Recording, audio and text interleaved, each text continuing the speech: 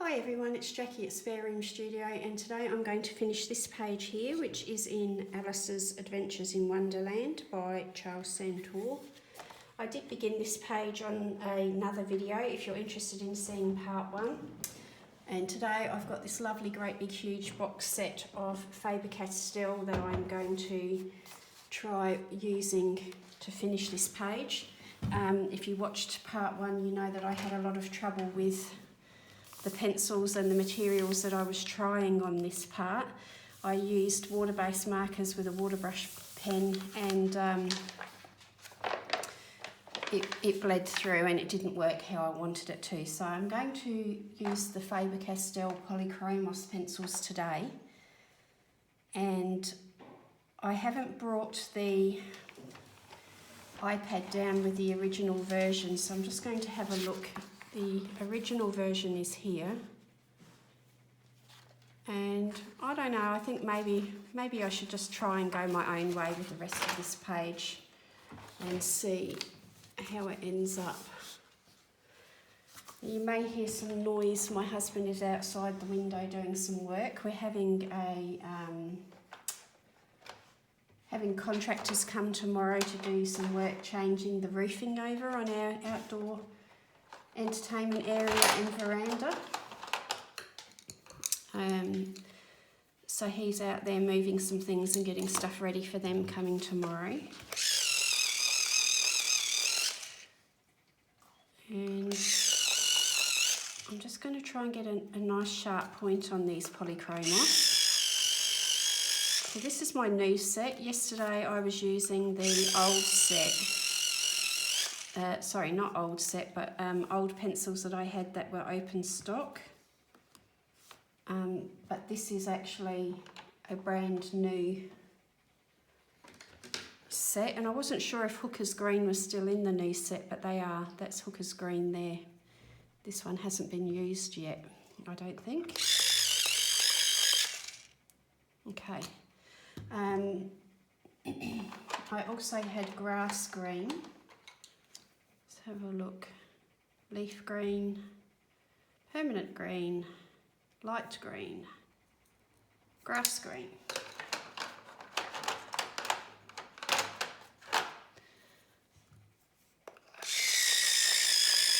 Now I have to say that my old open stock polychromos feel like a much heavier wood than these new ones are made out of, so I'll see whether I notice much difference. So I'm going to go my own way a little bit with this now.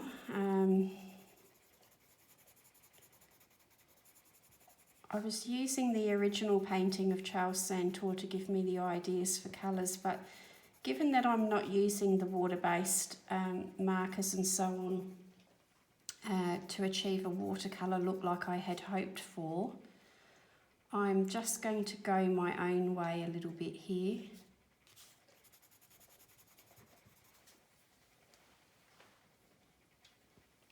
So I do have Hamish with me at the moment because my husband's outside with gates open and making noise and there's a bit of upheaval. He's unsettled, so he's in the house with me, and hopefully he won't be making too much noise. Now on the original painting, the background here is all very loosely interpreted with big washes of colour, or that's how it appears to me. So I'm going to treat it sort of very similar way, but with the pencil. And what I'm looking for at this stage is I'm looking for those darker grayscale areas that are indicating a bit more of a shadow. And this is emerald green. And I'm just going to use that to infer a bit more of a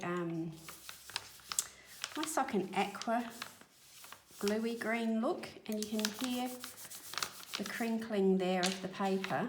That was the water. I think that should settle down once the book has been laying flat with something heavy on it. And at a pinch, if I'm really not liking it, I could try getting the iron out and ironing this page flat, because it's got pretty much very simple water-based markers and pencil, it should iron okay. There's nothing sticky, there's nothing that's going to cause too much of a problem with the heat, I don't think. So with a slightly darker colour again, this is the Hooker's Green. I'm going to just do those darker areas with the Hooker's Green, and that's what I used in here. This is Hooker's Green here, and the colour looks the same. I wouldn't anticipate that Faber Castell would change their formulas too often or willy-nilly, and I'm imagining that their quality control setup would be, you know, quite advanced. So the only time you would really expect there to be a lot of problem with anything in a Faber Castell range would be whether they might have had problems sourcing pigment or, you know, particular products from anywhere. I think that would be the only time that Faber Castell would change anything, because they're pretty reliable, good quality products in my experience. Even the student and budget ranges don't give me a lot of problems generally.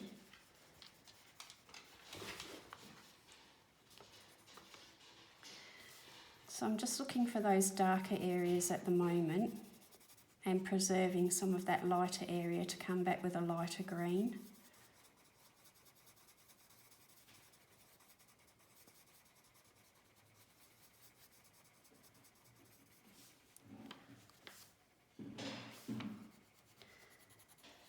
Quite often when I'm colouring a page on my own, I think that every different type of leaf and plant and so on has to be a different shade to differentiate it. But if you look at some original paintings and drawings by some of the well-known artists, you'll see that they tend to use a limited palette of colours, and once they decide on that limited palette, they work with creating the sort of interest and difference in different ways that they use those colours, but they don't keep introducing new colours.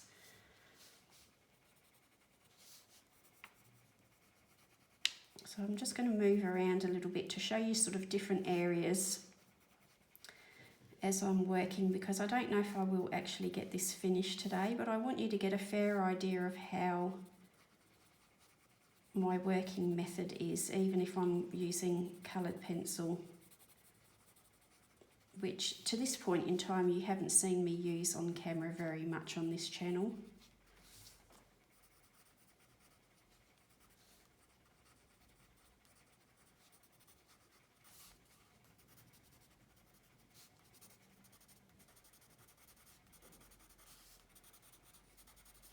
And I find instead of working on one area specifically until it's finished, it's best to jump around like this, for me anyway. I'm talking about my own personal preference here again, that while I have this green out, it's good to work all around the picture with it so that I'm not tempted to keep getting those different colours out.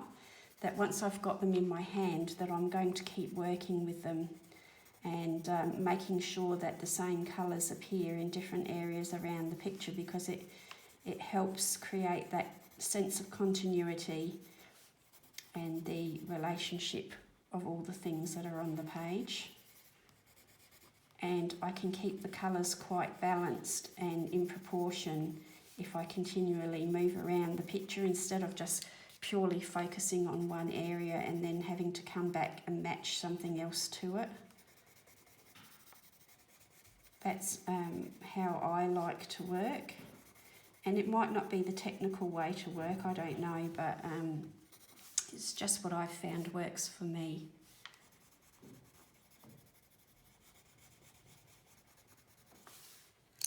So I'm going to bring in, this one here is the light phthalo green 162, and I want that to be a lighter sort of bluey green because it's under the shade of this big tree up here a little bit. And then this one here looks like it's in much more light because he hasn't put very much grayscale on here at all. So I'll do that lightly to start with. But you can see how different it looks down here when it's with all the grayscale compared to there where there is no grayscale.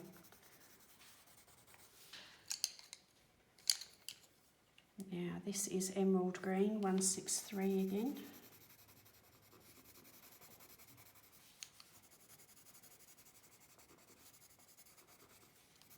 And these very light areas here, I'm going to bring back the grass green, that's 166.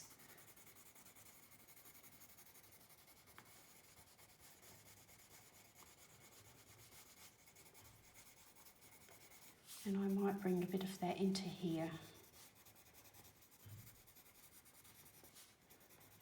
That little touch of the yellow green with the aqua green has got a very nice effect to it. And reflects that really strange light that he had going on in the original painting.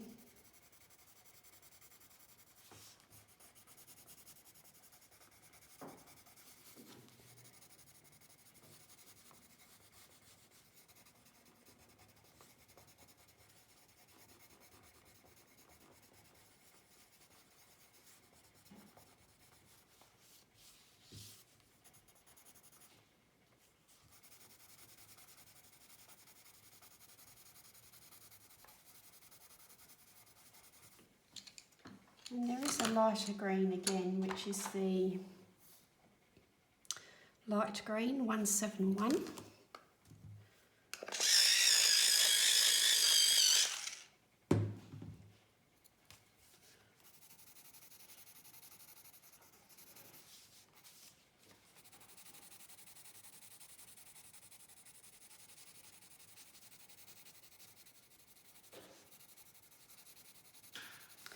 And this is really busy, this area down here, so what I thought I might do was keep it very basic with the colour, and then in a few areas pick out some of those details a little bit more closely, but not all of it, just small areas.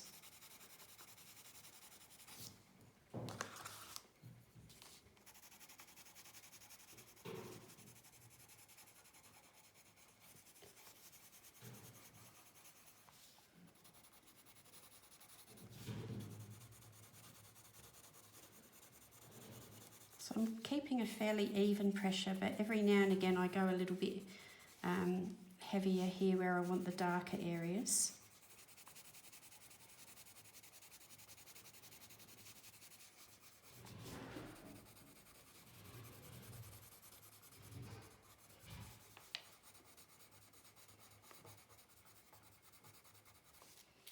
So apologies again if you can hear any of that outside noise coming in, but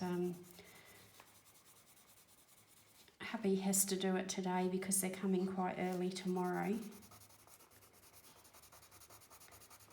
So when I've talked in other videos about the noisy banging around of roofing, the clear roofing sheets, they're the ones that are getting replaced. And we're going to replace them with, this is Hooker's green again. Oh no, this is emerald green, sorry. Well, let's try this one, the chrome oxide green fiery 276. Let's see what this looks like in the darker areas. We're going to replace the clear plastic sheeting with, and when I say plastic, I mean the hard plastic, the roofing plastic, and that's going to be replaced with metal sheets, so that in our hot summers here, what we were finding was the sun beating down on the clear plastic sheets was actually very hot, and so for summer we weren't actually sitting outside all that often because it was just too darn hot out there. So it needed something doing anyway, because a lot of those sheets had come loose and were banging in the wind. So instead of just tightening it all up, we've decided to replace it with some new sheets of metal roofing. And then I hope to sit outside in summer a lot more often than what I did last year, or the past few years actually, because I do like to be outside. And we have quite a nice area for entertaining. So back to the grass green. So we have quite a nice area for entertaining that we weren't really using to its full capacity. And I hope to be able to sit out there on a nice summer's day that isn't too hot and actually take my colouring stuff out there. I don't know whether I'm going to be able to film out there though, because there's usually a lot of bird noise and, you know, planes going over and all that sort of jazz, but I don't know, maybe we'll try it one day and see whether you like it.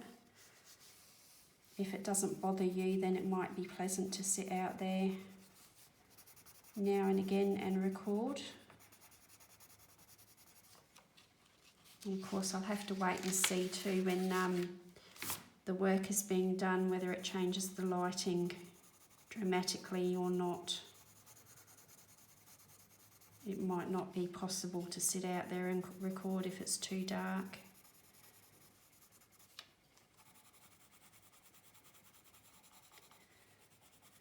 So we hope it has the added benefit too, with the dog being quite frightened of noises. When it's windy, he doesn't like the way the roofing has been banging and knocking, so hopefully it helps him a little bit as well.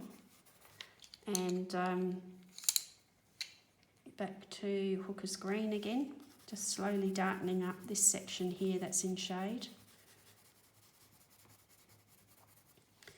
So hopefully, you know, it might help him too. If there's not quite so much noise, he'll be more happy to be out there in that space as well, instead of being frightened all the time. So, you know, the benefit's mostly going to be for us, of course, but I'm hoping that there's an added benefit of making it more accessible for him to go out there and be out there more often as the weather gets warmer and more pleasant.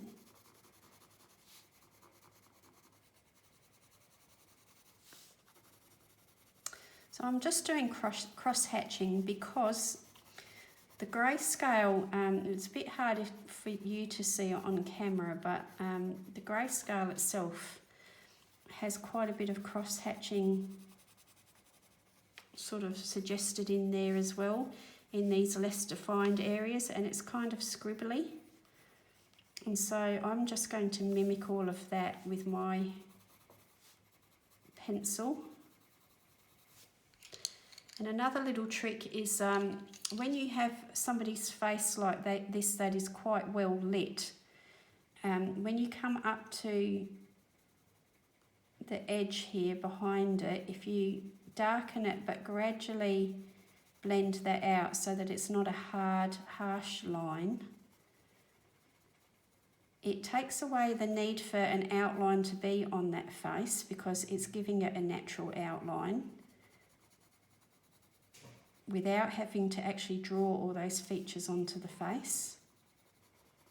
And at the end I'll lift that up to show you a close-up so I can point that out. Hopefully I remember to point that out to you.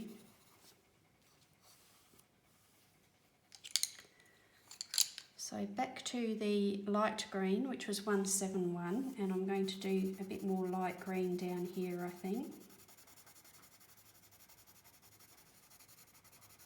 So I'm just constantly reassessing those lights and darks all the time.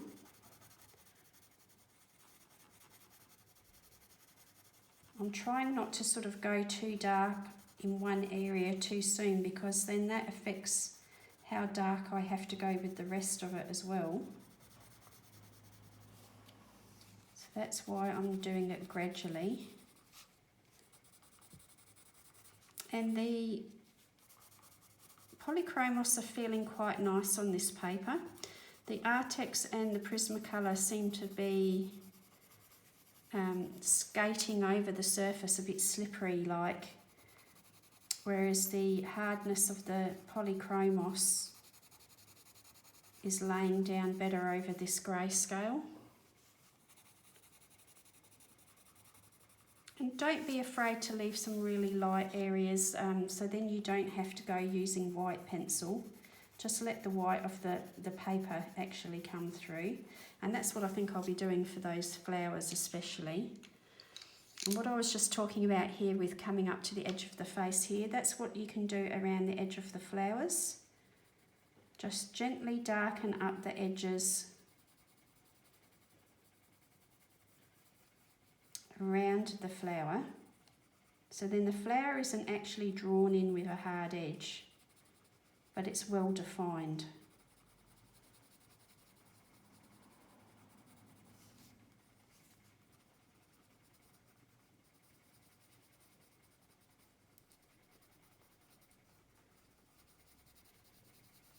Because if you was looking at a picture of, or looking at a scenery of flowers in grass, or you're even looking at a photograph, those white flowers do not have a hard edge around them in life. And if this was an illustration style, you know, like a whimsical illustration style, picture book, storybook sort of style, then having those heavy black lines around it is okay. It's perfectly, you know, acceptable for that style of illustration. But if you're looking for something like this to look more like a painting or a watercolour, or just like you were looking at it in real life, things don't tend to have hard edges around them. What they do have is where colours meet each other, and it's usually a darker colour and a lighter colour making a contrast that makes that item stand out to you. So it doesn't have to be terribly dark. I don't have to go in there with black, for example, but just with the deeper tone of the green, it's helping to just define those little areas, and then I can blend it out with one of the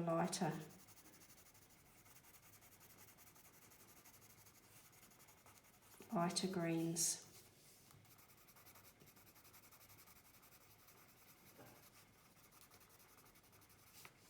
So here it's not quite so dramatic, where I'm not putting that dark green in. It's not defining those edges quite so much. And that's okay too for certain parts of the picture.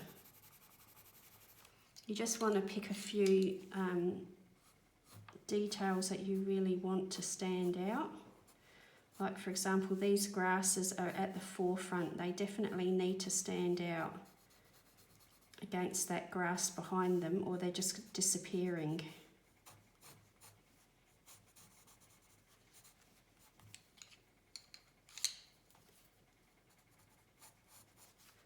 And I'm just sticking to that combinations of greens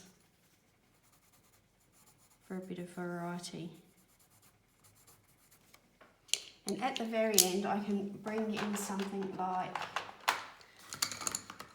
this is pine green. It's very much a deeper, you know, bluish tinged green. And at the very end, I can put those darker bits in where they're needed for a bit of contrast. But it's best to do that sort of towards the end. I'm sorry, I've got Hamish down here and he's just knocked the tripod. I do apologise, he's having a snooze down here. He's a bit upset by all the noise that my husband's been making outside.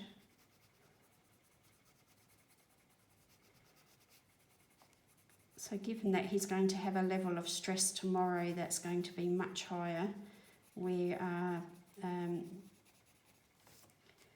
challenging him today, but not to the point where he's very stressed for tomorrow. So again, those that darker green could be, sorry, You can hear him sighing as well, probably. So that darker green again could be saved for the end to go right onto the very edges and so on there. Now there's a bit through here that is her arm, I think. This would be grass here.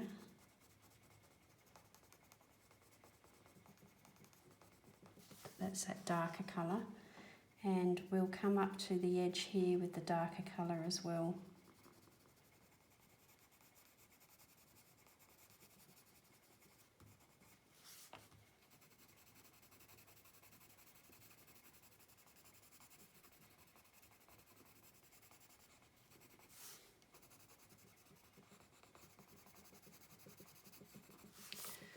Okay, so that's just some little tips there with choosing your colours, and I think this would be very dark. I'm not going to go back and look at that original one again now, but I think these leaves here would be very dark.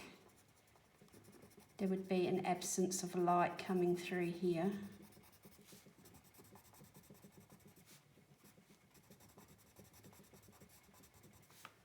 And again, it would be quite unnatural for me, I think, to use black.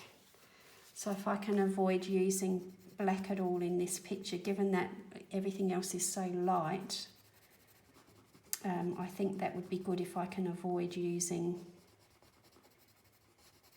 black in here.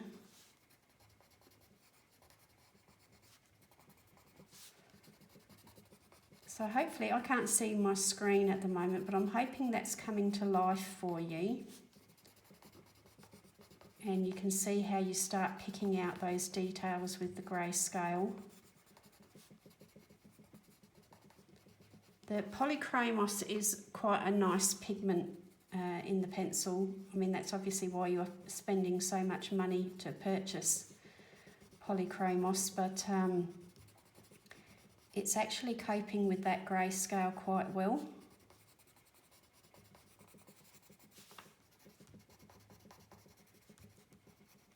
I think I came across sounding quite negative on the last video, and I don't really mean to come across as negative, but what I do hope to be is honest with you, that when I don't like something, I'm going to say I don't like it, and I'm hopefully going to explain a little bit why I don't like it, rather than just sort of saying a blanket, oh, I'm not happy with it. It doesn't necessarily mean that it's a totally bad result, but it's not the result that I was hoping for. So I just want to clarify that I am going to be honest with you, and I'm not going to sugarcoat things and pretend things are nice when I don't like them. But I also don't want to appear like a whining, moaning Minnie when I don't like something. But you know, there are times when we create stuff, when you're a creative person, you can create something and you can be disappointed with it because it's not the result that you was anticipating or hoping for, but it doesn't mean that the result itself, the item itself, is actually bad.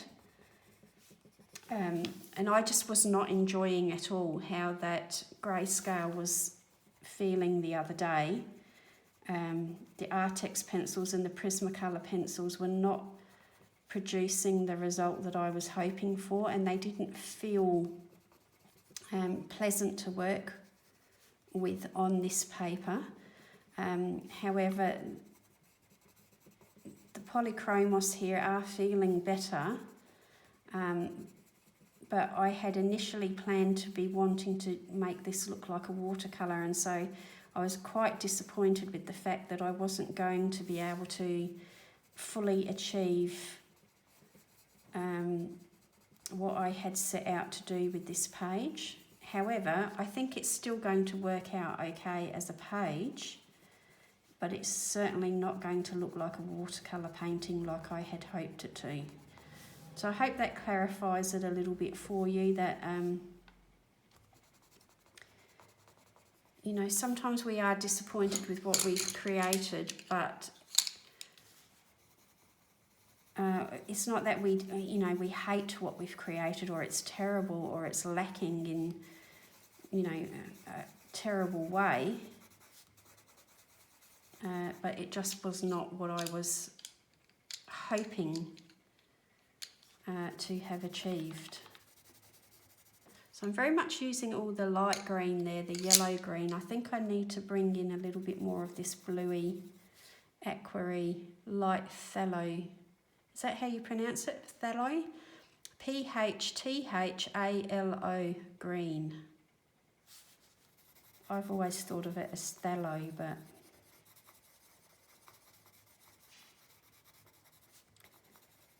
so I just need to bring a little bit more of that back in, I think. Things in the distance usually have more of a bluish tinge than a yellow tinge in the very far distance. This is sort of more, it's distant, but it's not that far away, if you know what I mean. But things in a great distance tend to have more of a blue tinge to it than a yellow tinge, and it's something to do with the way that the light plays with our eyes and perception. I don't know all the scientific reasons for it. I'm sure if I wanted to Google it, I could find that out.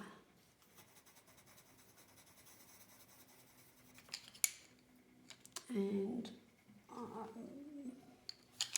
I almost want like a little touch of blue in it, I think. What's this one?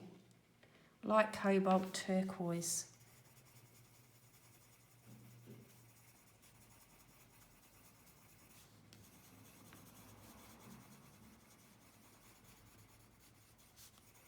Now, of course, none of these trees are going to have every leaf defined when they're that far away, and that's why you're just using colour in blocks, and you're using things like cross-hatching and scribbling to define them, and light and dark.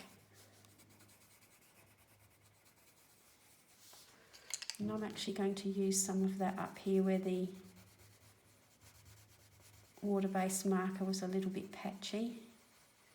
Now I don't have a sharp point on that, it's quite blunt, and I'm just doing that in short strokes or round, because I don't want hard edges.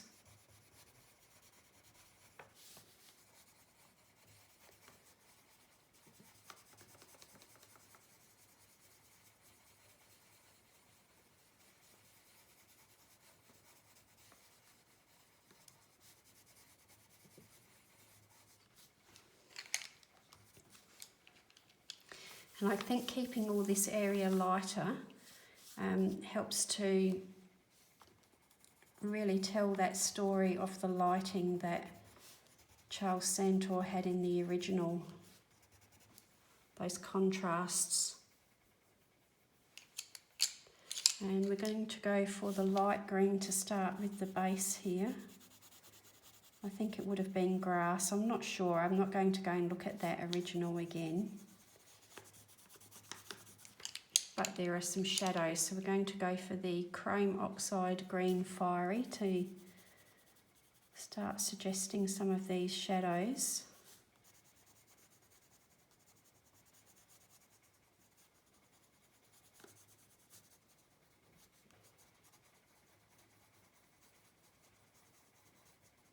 The light is definitely coming sort of above, like it's you know, midday, early afternoon bright sunlight. So there'd be quite strong shadows on the ground.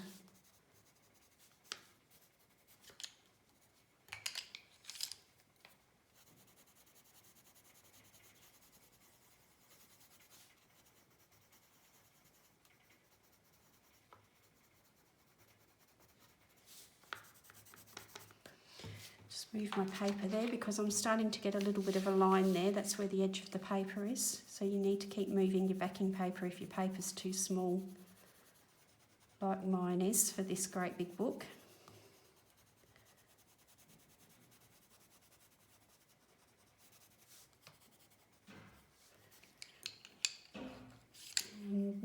going to the pine green, and I'm going to do a bit of dark shadow at the base of the canopy of the tree, but I'm going to leave a light halo there to just describe the edge of the tree, otherwise it's all going to blend into one. And again, I don't want any hard lines here because it's so far in the distance. There would be no hard lines to your eye. There would be just gradual blending of colour or changes in contrast in the colour. And I'm even going to use that for the edge of the trunks. This little bush here is right at the front. Looks like it would be in quite a bit of light because he's not put any grayscale or hardly any grayscale in that one.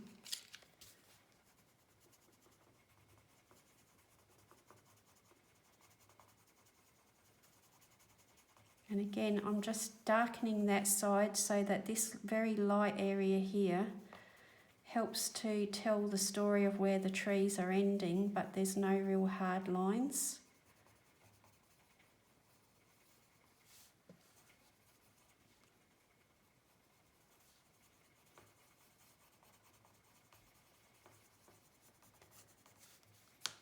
Same for this hedge behind.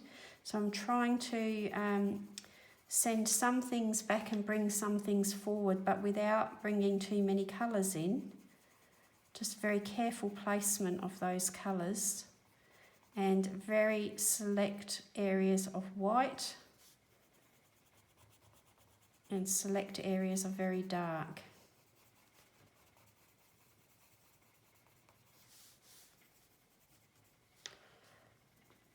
So I hope that's starting to come across on the camera. It is starting to come across for me now. There's a little bit of blue there of her ribbon that I have missed. That looks like it would be not the right blue. We want sort of more of a... This is middle phthalo blue, which is not what I used because I used Artex, if you remember rightly, but it's a very similar colour, and that's just... You don't need it in high detail, but the colour, it just tells you that it's the other side of her headband or ribbon. I think that might have been blue there.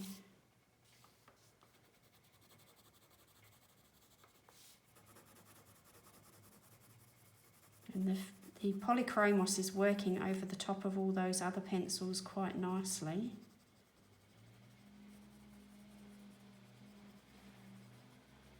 So Polychromos is a good choice on this paper.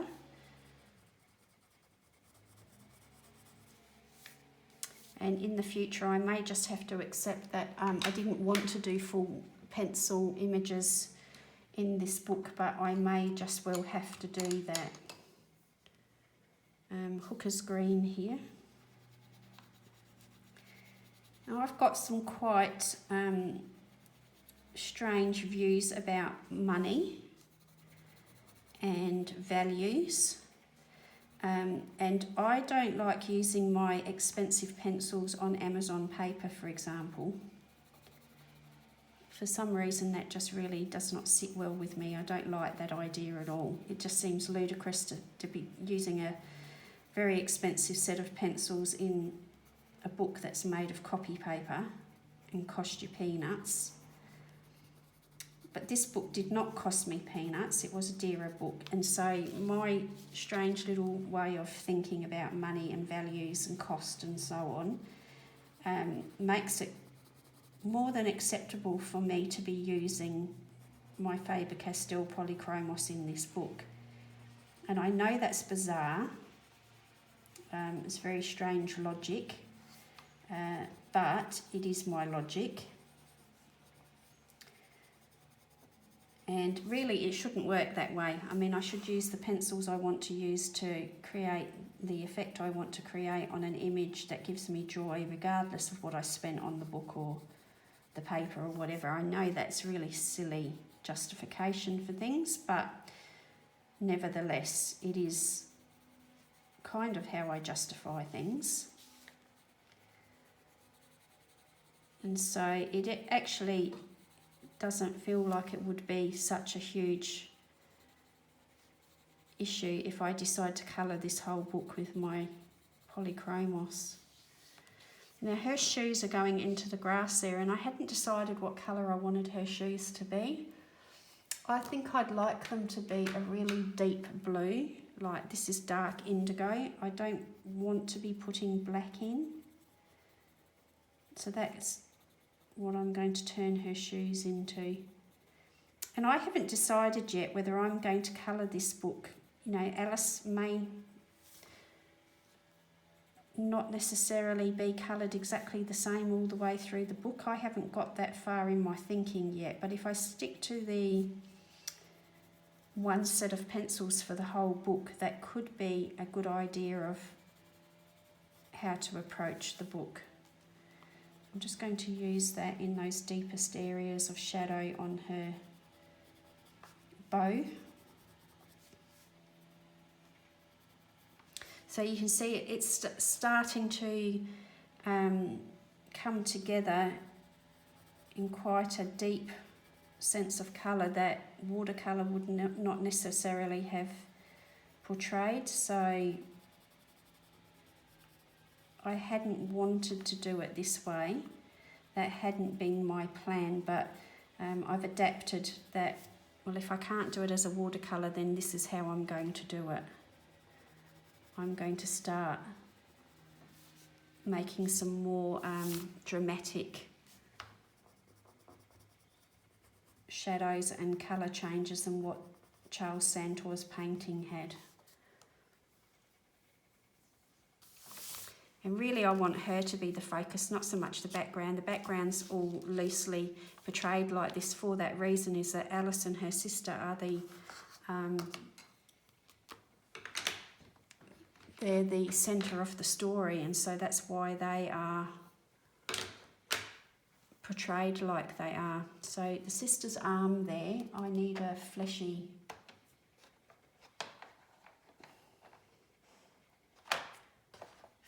sort of colour, but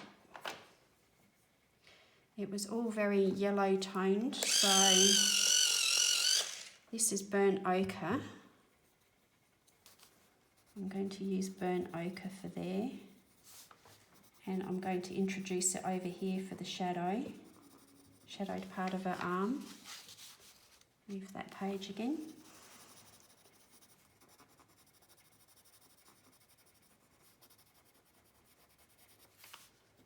I think it was burnt ochre that I used out of the Artex anyway, so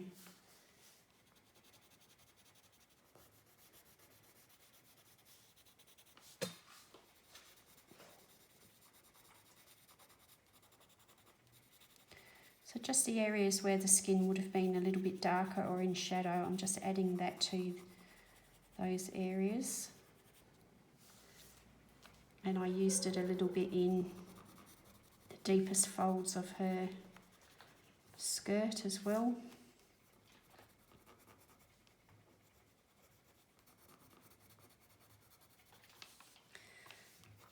So just starting to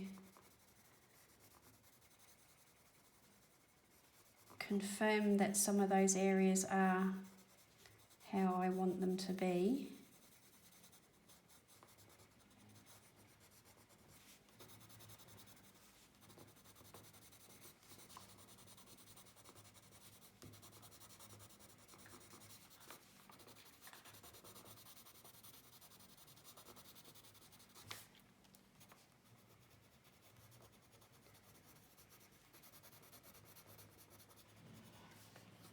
I want Alice's hair to look like quite golden.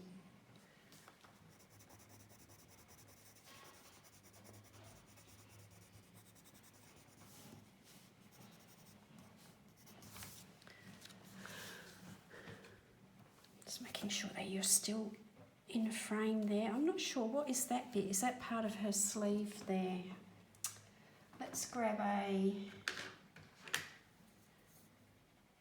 What's this one? Light chrome yellow.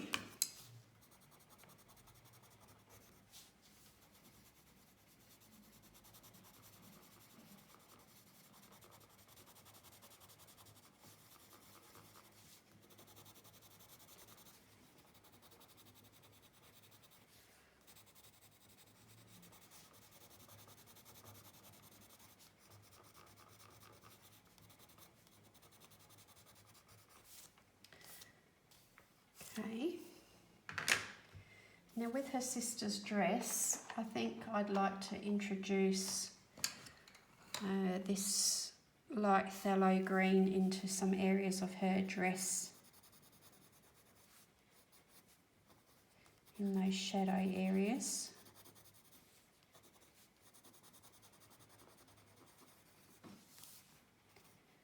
That needs that lighter colour in there. It was pastel green in the Artex that I used, but there's nothing quite like that in the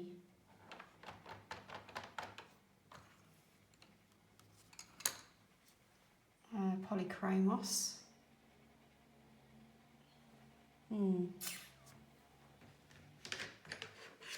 Maybe I'll just use a little bit of cream.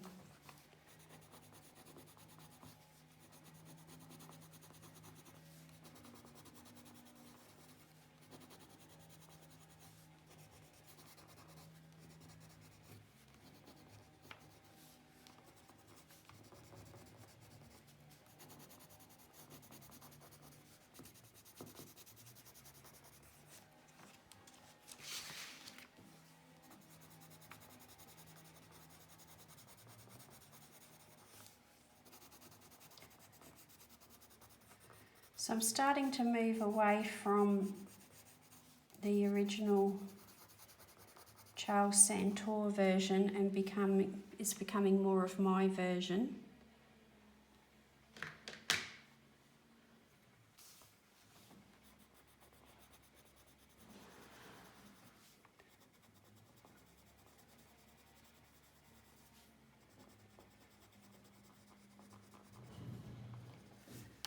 And let's use a bit of emerald green in the darker areas. Now I am pressing a bit harder, but I'm trying not to press too hard. I don't want to imprint onto pages behind any indentations or anything, so I'm trying not to press too hard.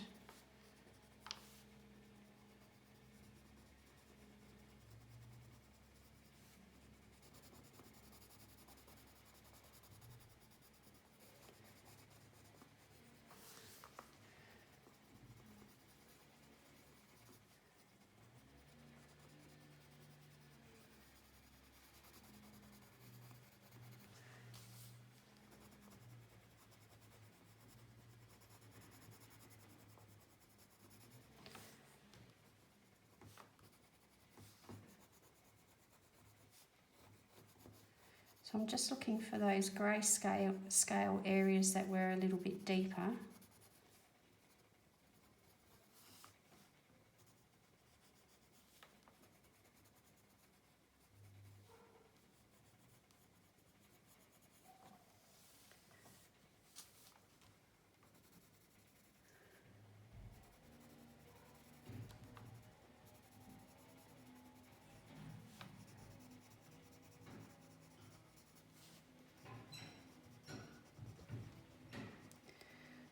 Sounds like my hubby may be finished outside with some of his work, so I've told him not to come in and disturb us, but we'll see how things go. I'm still a bit self-conscious about the family. Sorry, I'm going to sneeze. Excuse me, still a bit self-conscious about the family hearing me doing my videos. I'm not sure how I'm going to portray these ones here. I think I need them, maybe the hooker's green, sort of more of that mid-tone.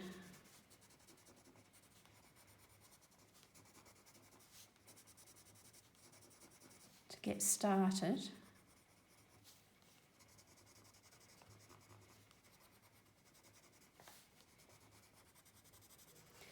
It looks like a summer's day, so obviously all the leaves would still be green.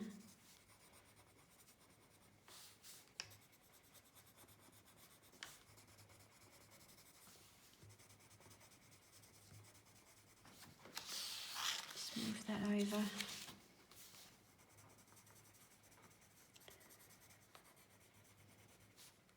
So I've not really made a hard decision either way here. I'm just changing the grayscale to a bit of a green, but I'm not really establishing any lights or darks just yet.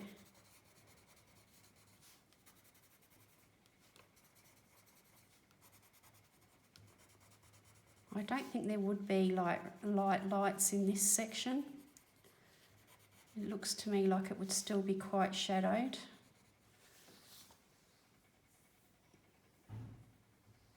And I've still got to finish this bit in here as well. I'm actually going to start bringing some darks under there because that is under the shade of the tree.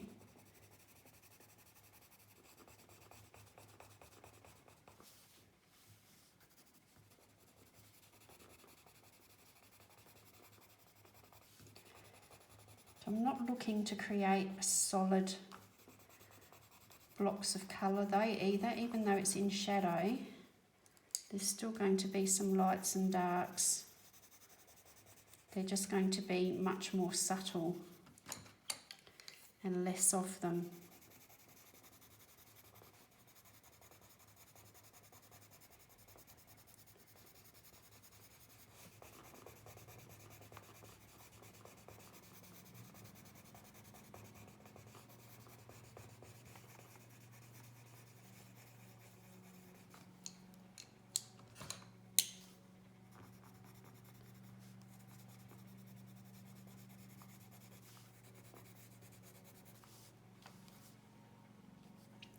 And I've got to do the tree trunk. I'm not sure how to do that just yet either.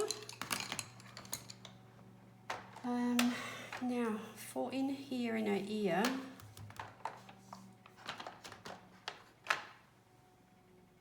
I've got dark sepia because I don't want to bring in too much more grey or black.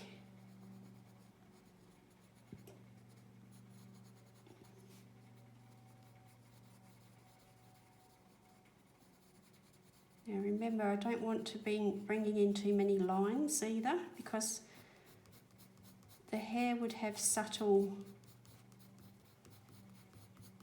changes of colour rather than lines.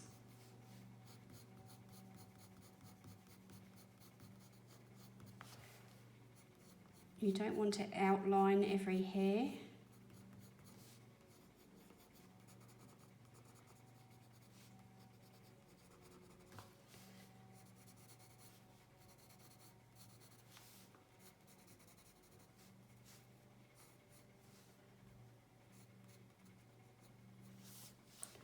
And we don't want to draw in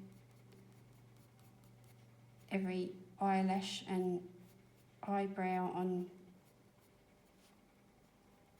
something that's drawn or portrayed in this manner.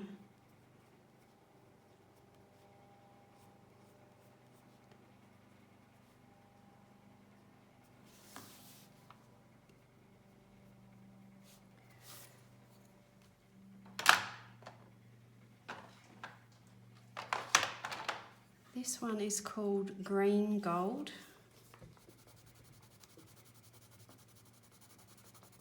And I'm going over some of those. Sorry if that camera's being knocked there. We've got somebody who's waking up a little bit. Hey Mish, move your paw, darling. That's it. Sorry, I'll just readjust that.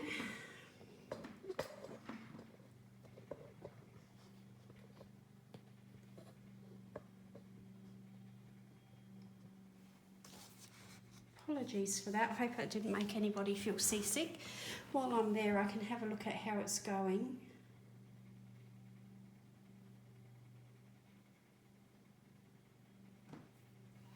Yeah, it's starting to take shape, isn't it?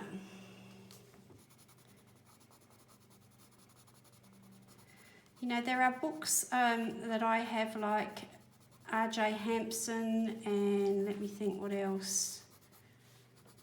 What else do I do quickly? Well,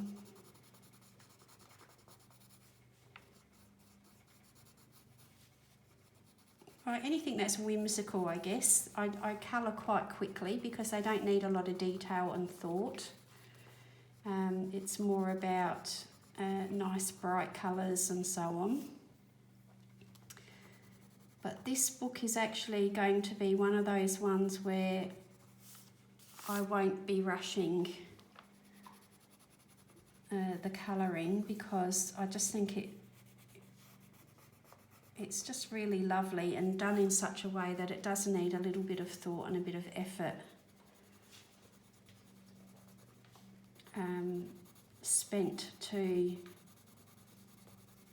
you know, appreciate the artwork a little bit better.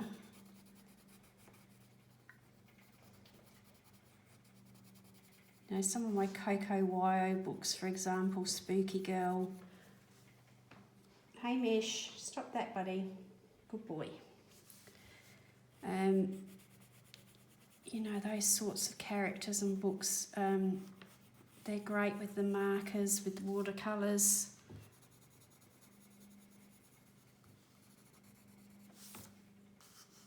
And you can be quick.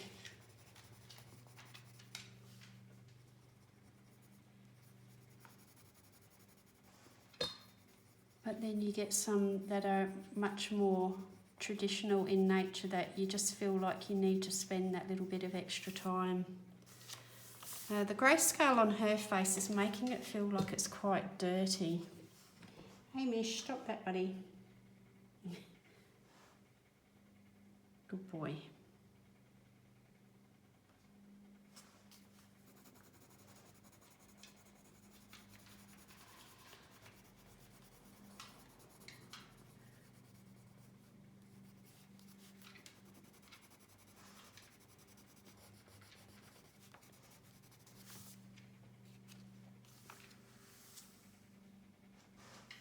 Yeah, I might have to get an eraser and lighten some of that off. I've gone far too yellow on her face, I think. And of course I don't have one with me because I just grabbed the pencils and sat down. So that's something that I'll do off camera.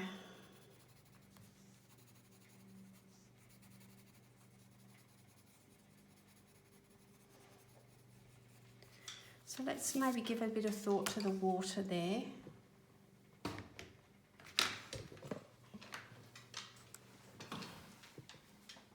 My goodness. I'd hope to start doing a little bit more of a professional job here for you guys, but with a dog, obviously, that's not possible. Oh dear.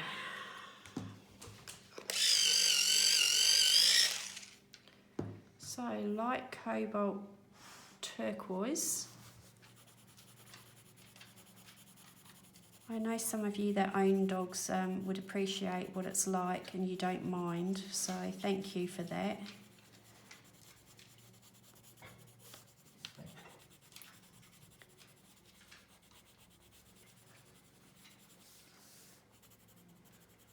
So where there's grayscale from the drawing, I'm just doing that a little bit darker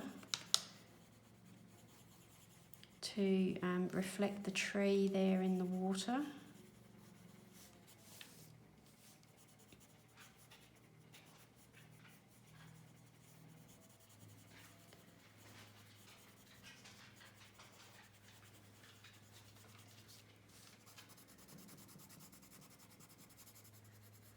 So I might have to say goodbye soon, and this will be part 2. And we're getting pretty close to being finished anyway. It will just be a few finishing touches like this little dragonfly down here, and you know, finishing off this here. I'm not sure if you'd want to see that or not. You probably would actually. So we might come back with part 3 yet. How's that looking? I'm feeling a lot better about this now. I definitely need to do sort of a bit more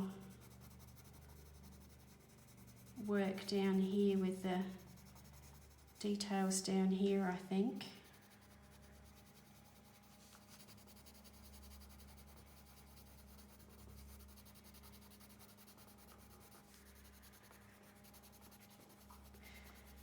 You basically just need to pick a few areas that you want to focus on, that you might want to be a bit more detailed, like perhaps around the flowers, and a little bit here where she's sitting, because the focus is on her and you're naturally going to start, your eye's going to start wandering away from her. And you just need to pick a few sort of details or strands or flowers or whatever that you're going to bring forward as the focus. Have a lot of mid-range, mid-tone colour, and then a few darks.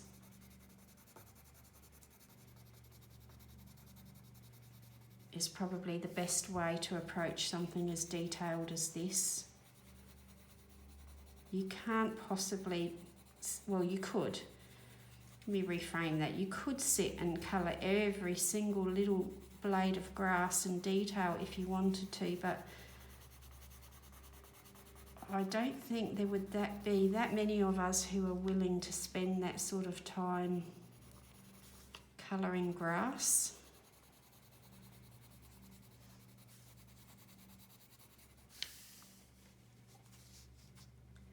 So I'm sort of hoping to portray that the light's coming down from them.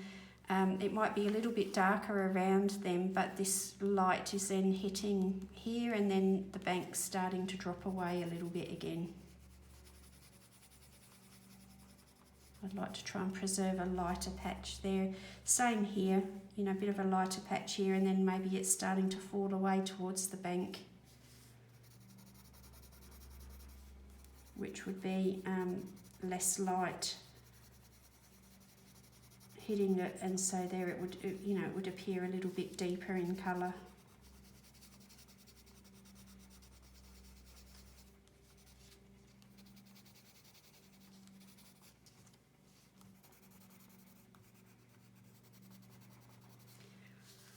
Now, what to do with that tree? I'm going to look to his painting just for a little tip.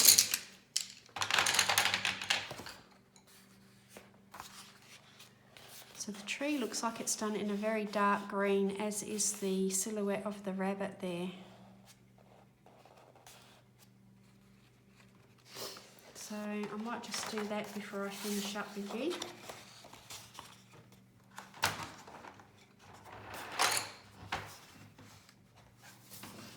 Reposition that for you. So I'm thinking, we got here, this one is chrome oxide green. It's not going to be so blue.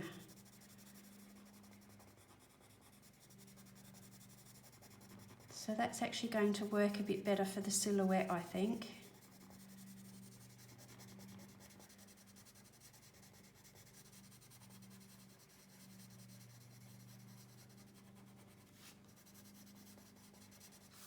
And we want to leave a bit of lightness there to suggest the outline, because these leaves are much darker behind it. So just going to lighten off that edge there.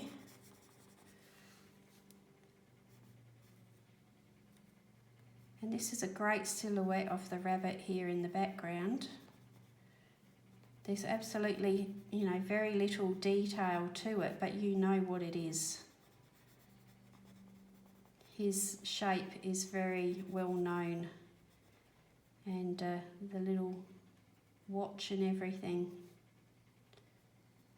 and the walking stick or cane.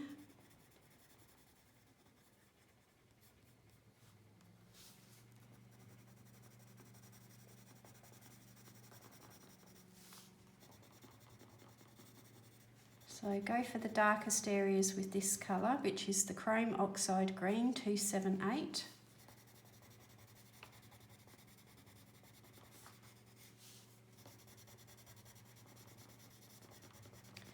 and I'm leaving a very slight light area on the very edge there, just so that it describes where the tree ends, because of this darkness behind here as well.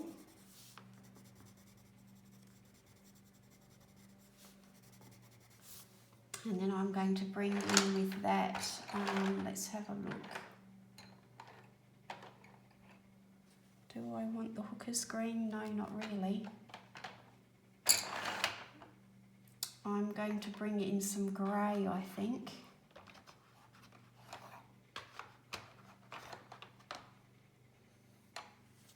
This is cold grey, 2, 3, 4.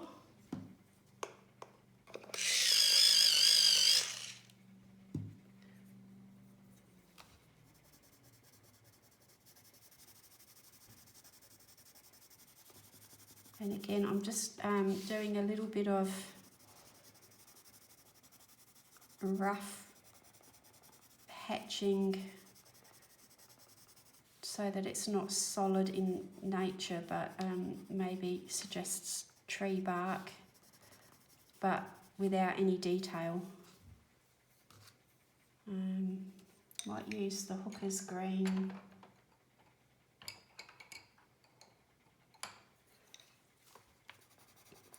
Just down here.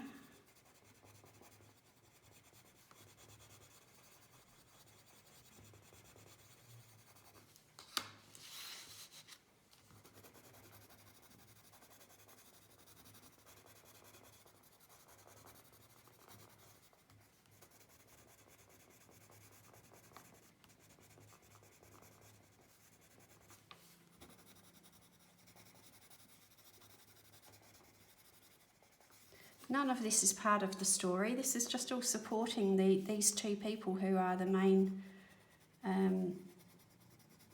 centre of the story, along with the rabbit there. He's part of the story, but he's certainly not this part of the story.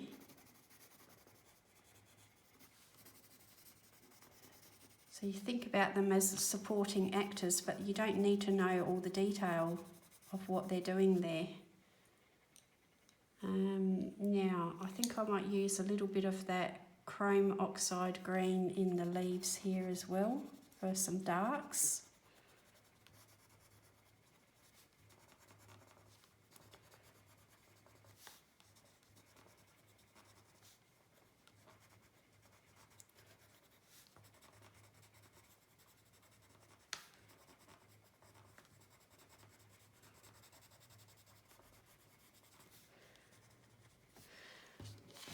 Really, with these, because it's sort of silhouettes,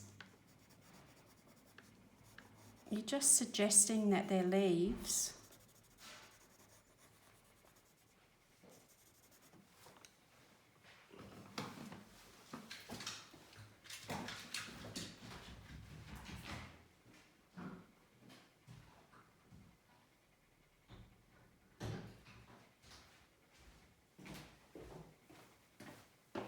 Sorry, just closing the door. You're just suggesting that they're leaves without really describing too much detail.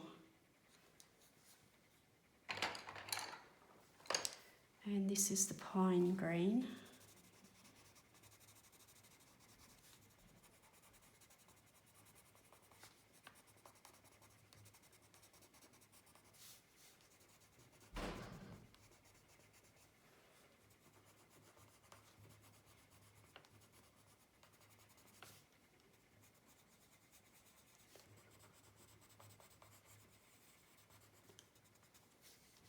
And I think those ones need to be a bit lighter.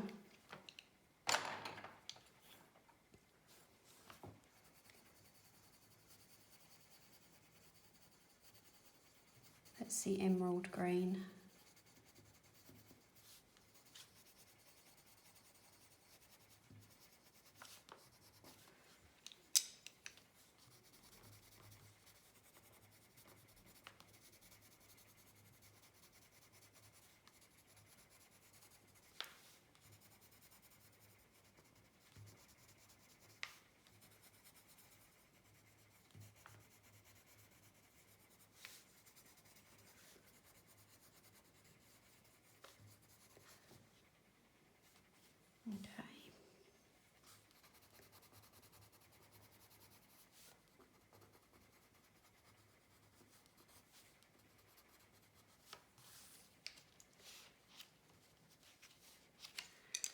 think this little dragonfly, I'm going to use the light phthalo green.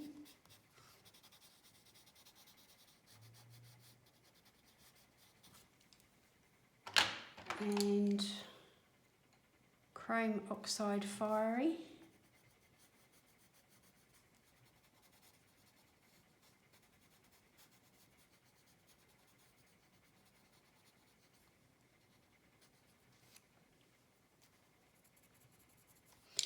And I'm going to use the chrome oxide green because it's that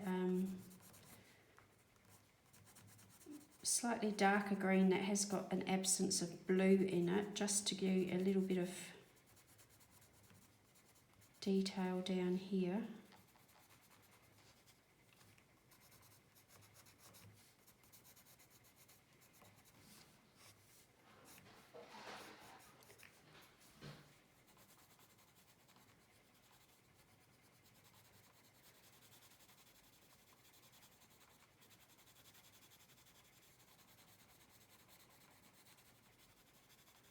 This is really not drawn in any great detail, it's quite indistinct, so I'm just leaving it that way, just darkening it up without actually doing any firm descriptive lines.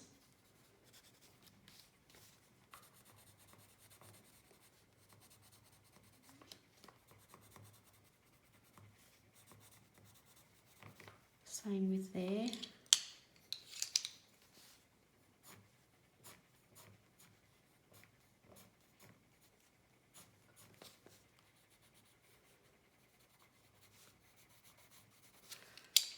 And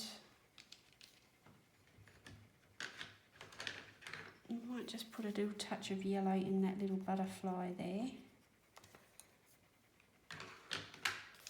This little bank area over here needs a little bit of darkening up, where the grass meets the water.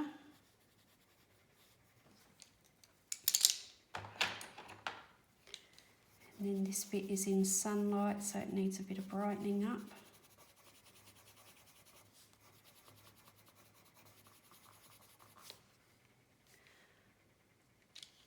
And we've got another little butterfly up here that I'm just going to put a touch of yellow in for now. She needs something on her lips. I'm going to use Madder and very, very lightly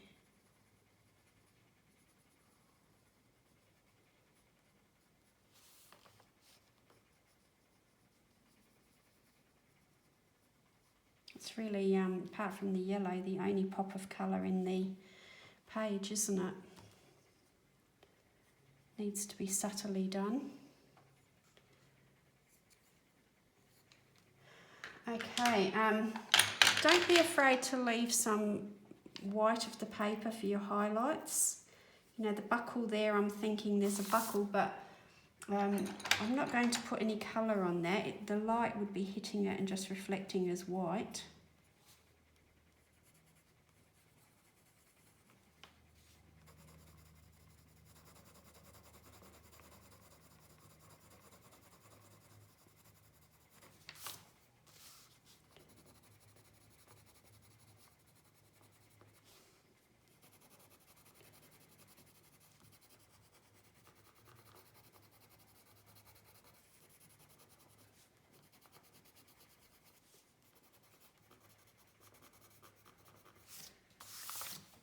Okay, I'm going to sit on that for a bit.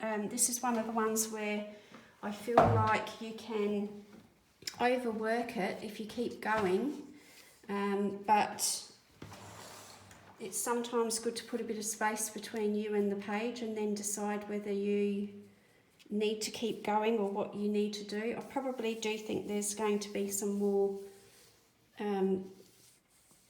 little bits of details put back in here, not a great deal, because really this is where your focus is.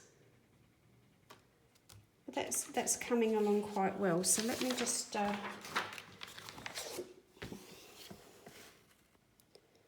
bring that up to the camera. Sorry for the slight wobble there. So you can see that the detail is starting to come into Alice's face there without any, not really any serious hard lines. You can see here the sister's face is way too yellow. I need to erase some of that and think about that again. That's much too yellow as it is in here and on her hand. That needs to be knocked back a little bit. So you can see in the background there how I've brought the dark up to a point and then left that very faint area just to describe the edge of the tree that's in front. There will need to be a little bit more work done in this area, but not a huge deal. And if I can just point out to you the, oops, sorry, terrible. The edge of Alice's face here, where I was talking about not drawing a hard line, but just bringing the darker colour up to it and then blending it back out. That's what it looks like very close, but when you get further away,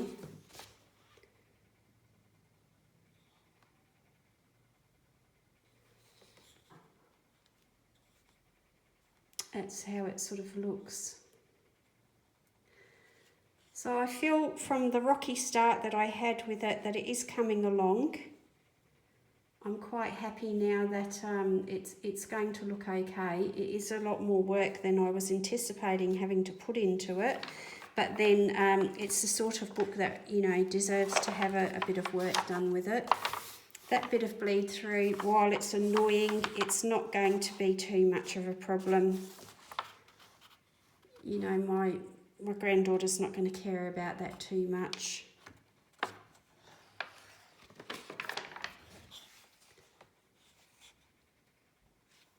But there you go. So definitely I'm finding that the Faber Castell Polychromos is more to my personal liking for how I like to work. So that's the range of greens and blue and a little bit of ochre and so on that I've used today, and a grey. So thank you for watching. If you've watched to the end here, I do really appreciate that. If you wouldn't mind, if you haven't already subscribed, if you would please hit the subscribe button for me and like the video. It does help the video get out to more people, and I would really appreciate that an awful lot. And let me know, would you like to see me finish this area here on camera? Otherwise, you will see this in my completed pages for September. I think that I will be working on Alice pages past September, and I'm not sure how long the hashtag is being held for, but I will definitely be working further than September. Down the rabbit hole colour along, I'm not sure what date that ends. I will have a look into that, but I have actually purchased a few Alice in Wonderland themed books that are coming in the next few days and week. So I will have a bit of a small book haul to show you of what I've purchased. So if you're interested in that sort of thing, have a look out for it in a few days' time maybe. Okay, so thank you again for keeping me company while I've worked on this one, and I will see you all really soon. Hope you all have some great colouring time. Bye now.